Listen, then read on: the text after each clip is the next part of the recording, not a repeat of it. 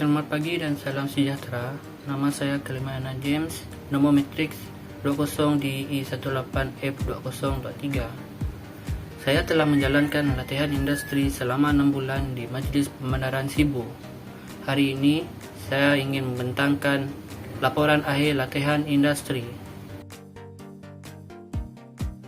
Kemudian, saya ingin membentangkan pengenalan firma Majlis Pembenaran Sibu.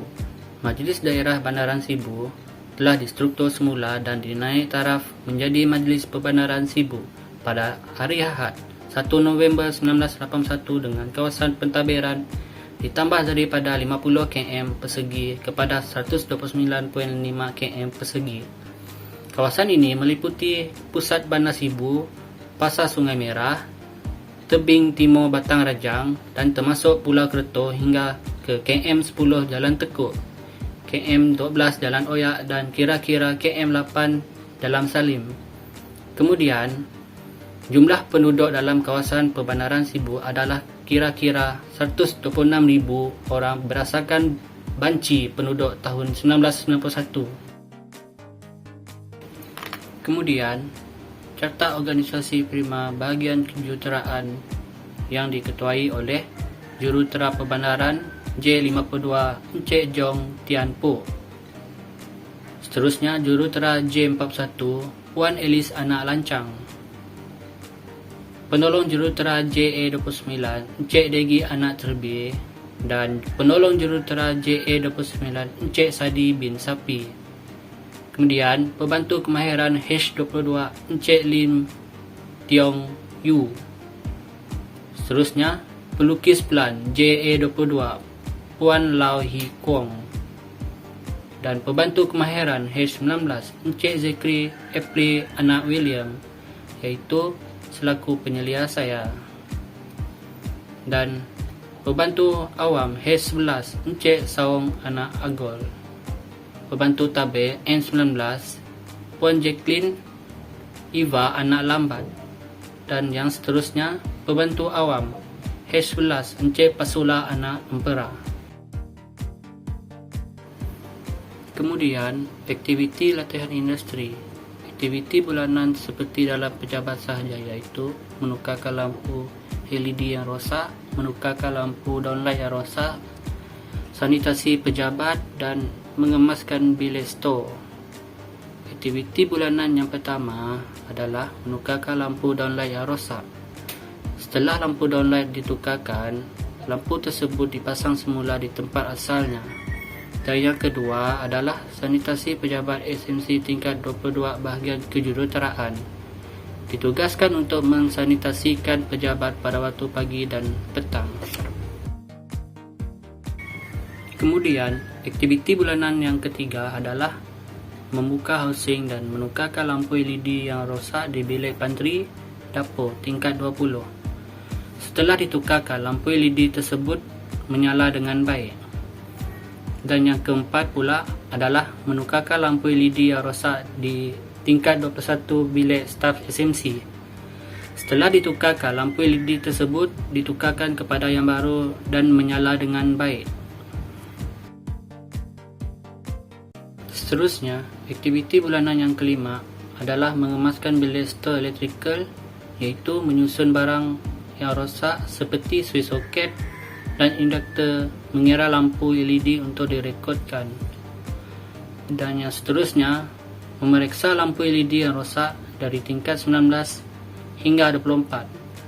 Setelah memeriksa lampu LED yang rosak, penyelia menyuruh kami menukarkan lampu LED yang baru. Kemudian, aktiviti latihan industri sampingan pula seperti menyelia projek di luar. Projek yang pertama adalah projek menukarkan switch soket yang lama kepada yang baru di Perpustakaan Awam Kiranji. Projek ini adalah projek menukarkan switch soket yang lama untuk ditukarkan kepada yang baru jenis soket Xiamen. Yang pertama adalah membuka switch soket tersebut untuk ditukarkan kepada yang baru. Dan yang kedua adalah setelah ditukarkan kepada yang baru. Dan yang ketiga pula adalah menukarkan switch soket yang seterusnya di tingkat 2 dan hasil switch soket yang telah siap selepas ditukarkan kepada yang baru.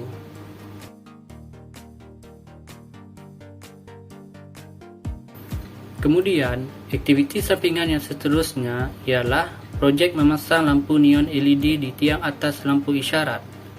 Tujuan memasang lampu neon LED kerana selesa beroperasi. Di samping itu, lampu neon berfungsi dengan sempurna senyap. Yang pertama adalah kontraktor sedang melakukan kerja memasang lampu neon LED. Dan kedua, seterusnya kontraktor sedang melakukan untuk memasang lampu LED pada lampu isyarat. Dan yang ketiga pula adalah lampu neon LED bernyala dalam keadaan baik pada waktu malam. Kemudian, cadangan dan ulasan. Ulasan kepada firma. Sepanjang 20 minggu latihan industri di Majlis Perbandaran Sibu, semua jadual yang mereka siapkan sangat baik supaya kami dapat menyelesaikan latihan industri kami tepat pada waktunya.